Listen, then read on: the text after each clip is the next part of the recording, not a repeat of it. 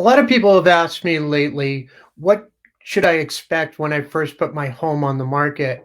And it's a really interesting year for one thing. You can count on one of two things happening. Either you're going to get a ton of people in multiple offers immediately, or you're going to get no one at all. And if you get no one at all, it's probably because you mispriced it. Um, when you go to products like whether it's Zillow or Realtor.com or Trulia, most of the times they're set up in $25,000 increments, meaning people are shopping up to 300, up to 325, up to 350. Those are what I consider the audiences. And sometimes just for a couple $1,000s, if you price a little bit less, you pop up in the lower audience that is may or may not be more competitive. So usually the lower the price range, the more competitive things become because people can only afford so much, right? So, that's what's happening, in this marketplace. And I understand there's a lot of for sale by owners, and there's a lot of people that say, why do I need a real estate agent to sell my property in this market? And what I can tell you from my personal experience out there is the last three homes that I've put on the market, multiple offers, bidding wars, and have exceeded the asking price by a lot, meaning enough to cover the commission most of the time. But more importantly, well, or just as important, I should say, is it allows us to choose. If you have three different offers on the table, you're not just looking at the dollar amount that you get. You're also looking at, which person, which people are most qualified to buy the property, meaning how much of a down payment do they have? Are they pre-approved, and are they pre-approved with a local lender or a reputable mortgage company? How much of a down payment is that down payment money coming from the sale of another property? Right now, the last thing that any seller wants to hear is somebody is trying to buy their property subject to the sale of another property.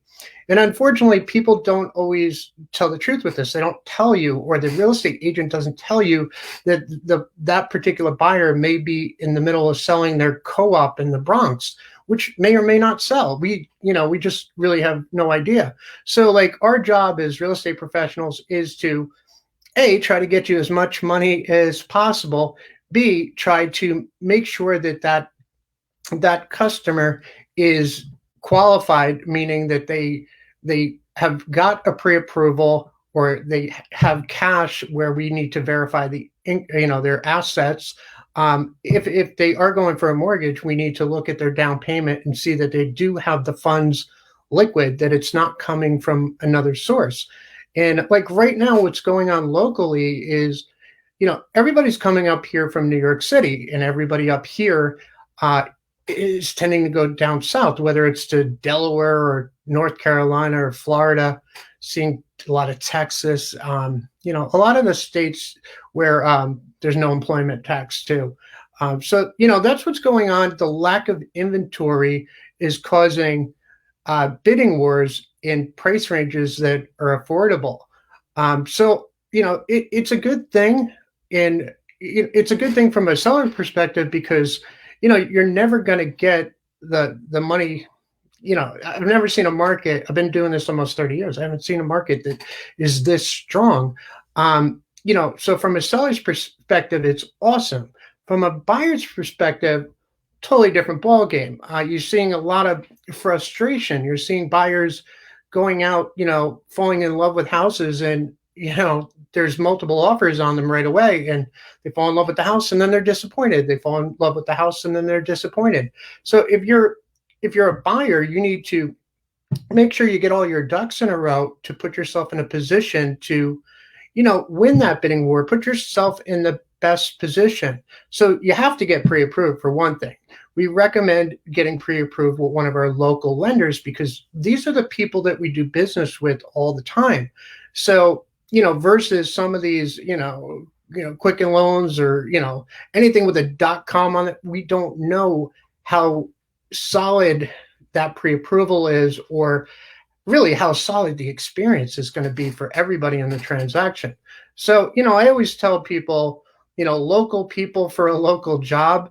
Um, the rates are so competitive out there right now that you can get a great job. But more importantly, can you get the service to know that, everything's going to go smoothly and you're going to get to a closing table, you know, uh, in a reasonable manner. And I think people just want honesty. They just want full disclosure. This is how much it's going to cost me out of my pocket. This is how much a month it's going to be. And to move forward in a reasonable time frame. And that's the issue too. It's like New York, New Jersey, Connecticut. It's ridiculous here. It takes a long time to close. Probably 60 to 90 days if there's a mortgage involved. Where you go down south and you're closing in 3 weeks. So a lot of times people are trying to time it. They're trying to sell their property up here and buy something down south. So, it's there's a little bit of coordination behind the whole thing, and that's what makes real estate interesting to me. I mean, we are waiting for somebody to sell a condo, so that they can buy a house, so that those people can move uh, down south. So it's usually a train of different things happening. But, if I can help in any way, always feel free to reach out to me, 845-656-2527. And it's just one step at a time, but you want to make sure that you get all your financing in place on the buyer side. On the seller side, you really need to focus on putting the buyer on a timeline in terms of accepting their offer, inspecting the property within a week, and getting into contract and having money down so that you can, get rid of some of those hurdles so that you can focus on the move itself. Like I said, if I can help you, give me a call, 845-656-2527. Whether it's this year or next year, I'll be happy to, kind of give you some guidance in terms of what you should do to prepare for it. Take care.